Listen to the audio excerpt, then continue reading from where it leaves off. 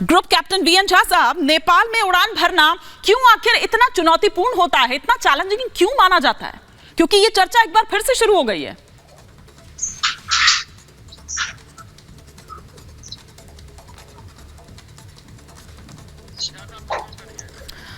Yes जी, आपने call, मैं group captain Jha बोल रहा हूँ, आपके चैनल से भी मैं कनेक्टेड हूँ। जी सर, हम आपको सुन पा रहे हैं। प्लीज कॉल कीजिए फिर से। चलिए, लगता है कि दोबारा से संपर्क हम साधते हैं, लेकिन एक बार फिर से ग्रुप कैप्टन डी के पांडे की तरफ हम रुख करते हैं। ग्रुप कैप्टन डी के पांडे, हम यहाँ पर ये बात कर रहे थे कि क्यों आखिर इतना चुनौतीपूर्ण ये होता है, क्यों आखिर ये इतना खतरनाक होता है, क्योंकि ये चर्चा एक बार फिर से शुरू हो चुकी है। वो दुर्गम पहाड़ियों की यहाँ पर बात करें, या फिर वो रनवे किस कदर खतरनाक हो जाता है, या फिर वो पुराना एयरपोर्ट, नया एयरपोर्ट, वो दिशा उसको नहीं मिल पाई, ये तमाम चीजें। और ना केवल इतना, बल्कि वो पुराने विमान भी, क्योंकि आज जो क्रैश हुआ है ये 42 साल पुराना था।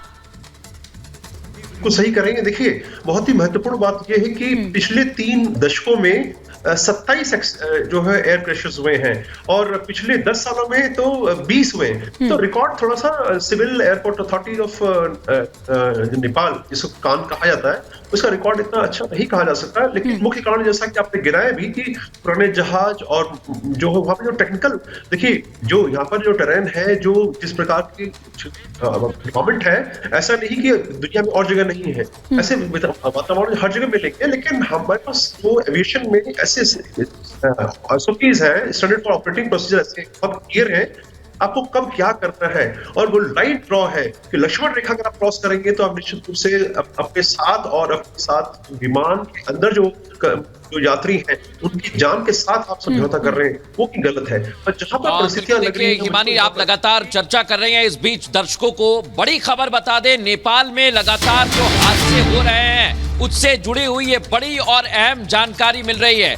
विमान हादसे के बाद अब बड़ा फैसला नेपाल में लिया गया है। सभी विमानों की जांच होगी, और ये इसलिए लिया गया है क्योंकि साल दर साल कई लोगों की मृत्यु हो गई है, कई लोगों की जान चली गई है, और नेपाल हादसे के बाद अब सभी विमानों की जांच होगी। हिमानी, बड़ी बात है ये, क्योंकि लगातार 2014 की बात करें, 12, 18, 16, 22 हर बार हादसा होता है, कई लोगों की जान चली जाती है। अब सभी विमानों की जांच होगी। हिमानी, निश्चित रूप से सभी विमानों की जांच होगी, लेकिन सवाल तो यहां पर ग्रुप कैप्टन वीएन झा, अगर आपको मेरी आवाज अब मिल पा रही है, कि 2019 की वो रिपोर्ट भी थी, उस रिपोर्ट पर भी ध्यान नहीं दिया गया, उस पर भी कोई काम नहीं किया गया, और हम लगातार देख रहे हैं कि इस तरह के ये हादसे जो हैं वो होते ही चले जा रहे हैं। अभी तो 1 साल भी नहीं बीता है कि मई में भी हमने देखा था 22 लोगों ने अपनी जान गंवा दी थी।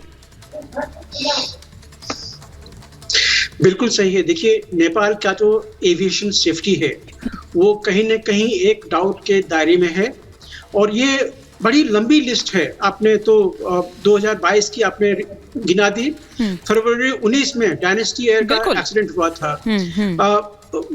मार्च 18 में बांग्ला एयरलाइंस का, US बांग्ला एयरलाइंस का।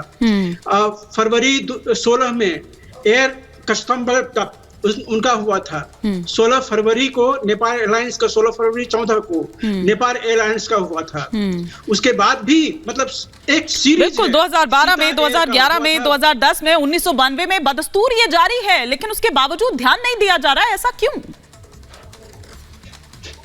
देखिए हिमानी, एक चीज है, एविएशन में कहते हैं if something can go wrong it will go wrong. और एक और चीज बताता हूं मैं आपको, मैंने 7 फेटल एयरक्राफ्ट एक्सीडेंट्स इन्वेस्टिगेशन की है। हमेशा देखा है कि जब भी ये aircraft accident, fatal aircraft accidents होते हैं, ये किसी एक कारण से विरले ही होते हैं। There is invariably a mosaic of the causes, मतलब उसमें बहुत सारे कॉजेस होते हैं।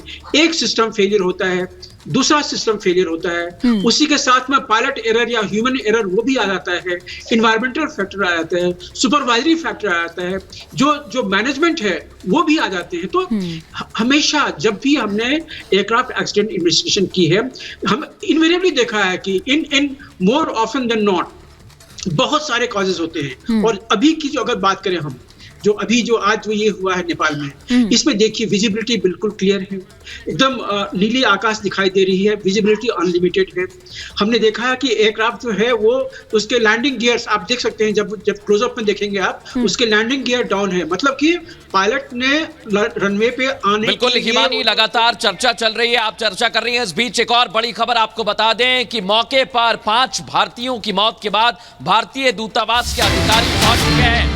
इस विमान हादसे में 5 भारतीयों की जान चली गई और पोखरा पहुंचे हैं भारतीय दूतावास के अधिकारी। वहां पर अपडेट लिया जा रहा है, जांच की जा रही है, उनके सारी जानकारी जुटाई जा रही है। पोखरा से ये बड़ी जानकारी मिल रही है। हादसे वाली जगह पर इस समय भारतीय अधिकारी मौजूद हैं और वो भी जानकारी जुटा रहे हैं। और जो पैसेंजर सवार थे 5 लोग जिनकी जान चली गई, उनके बारे में जानकारी जुटाई